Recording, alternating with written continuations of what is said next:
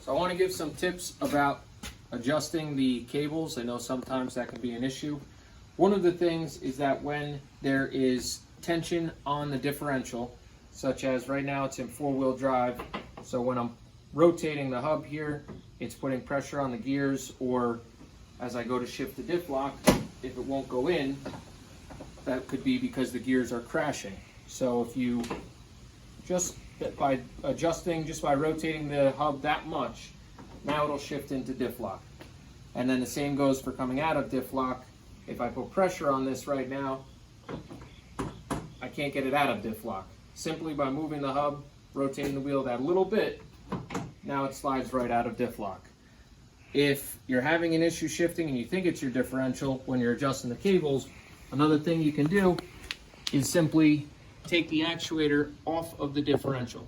Remove the 3 screws that hold it on and let the actuator actually hang a little bit right here, and do all your adjustments with it off of the differential so the differential is not interfering with your adjustments.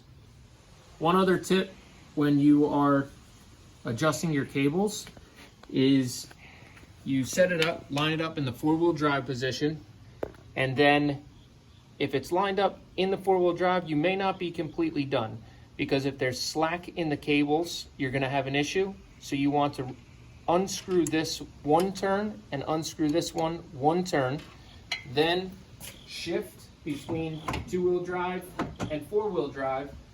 And if your lever feels very loose, or if you come back and it's now not lined up, that means there's slack in the cables. So once again, unscrew each one, just one turn, and then shift the lever again from 2-wheel drive to 4-wheel drive, and keep doing that until you feel a little bit of resistance in the lever. That means that the cables are then tight, and at that point, make sure you're lined up in 4-wheel drive, make any adjustments that you need to make.